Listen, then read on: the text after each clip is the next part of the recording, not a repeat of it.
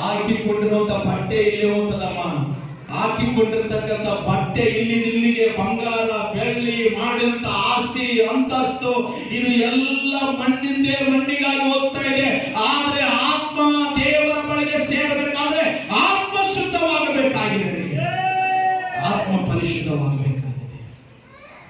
ಅದಕ್ಕೆ ಹೇಳ್ತಾನೆ ನೋಡ್ರಿ ಏನ್ ಹೇಳ್ತಾನೆ, ಅದರಿಂದ ಜನರು ಶೋಧಿಸಲ್ಪಟ್ಟು ಶುದ್ಧ ಹೊಂದಿ ಶುಭ್ರರಾಗುವರು, ಅಂತ್ಯವು ಕ್ಲುಪ್ತ ಕಾಲದಲ್ಲಿ ಬರುತ್ತದೆ. ರೆವಲ್ಯೂಷನ್ ಡ್ಯಾನಿಯಲ್ ಪುಸ್ತಕ ನೀವು ಓದಿದರೆ ಯೇಸು ಕ್ರಿಸ್ತನ ಮರಣದ ವಿಷಯದಲ್ಲಿ ಒಳ್ಳೆಯ ನಮಗೆ ಉಪದೇಶ ಕೊಡುವಂತ ಪುಸ್ತಕಗಳು.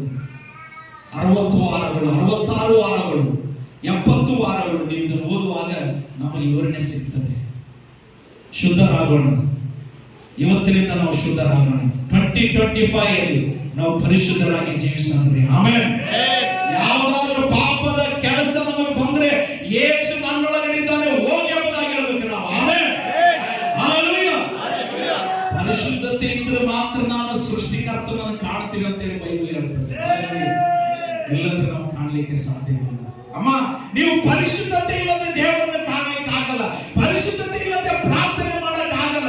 ಪರಿಶುದ್ಧತೆ ಇಲ್ಲದೆ ದೇವರ ವಾಕ್ಯವನ್ನು ಧ್ಯಾನ ಮಾಡಕ್ ಆಗಲ್ಲ. ಪರಿಶುದ್ಧತೆ ಇಲ್ಲದೆ ದೇವರ ಸನ್ನಿಧಾನದಲ್ಲಿ ಕುಳಿತುಕೊಳ್ಳೋದಕ್ಕೂ ಕೂಡ ಆಗೋದಿಲ್ಲ. ಪರಿಶುದ್ಧತೆ ಇರಬೇಕು. ಹಲ್ಲೆಲೂಯಾ.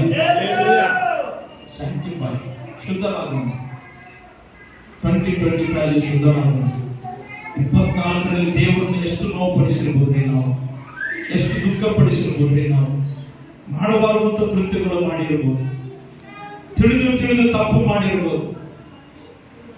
ಯಾವುದು ನೋಡಬಾರದು ಅಂತ ಹೇಳಿದ್ರು ಕೂಡ ನೋಡಿದ್ದೇವೆ, ಯಾವುದು ಮಾಡಬಾರದು ಅಂತ ಹೇಳಿ ತಿಳಿದ್ರು ಕೂಡ ಮಾಡಿದ್ದೇವೆ, ಯಾವುದು ತಿನ್ನಬೇಕಂತೇಳಿ ತಿಳಿದ್ರು ಕೂಡ ತಿಂದಿದ್ದೇವೆ.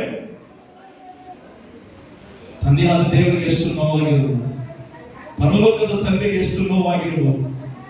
ಅಮ್ಮ, ಪ್ರೀತಿ ದೇವರಿಗೆ ಗಮನ ಕೊಡ್ರಿ.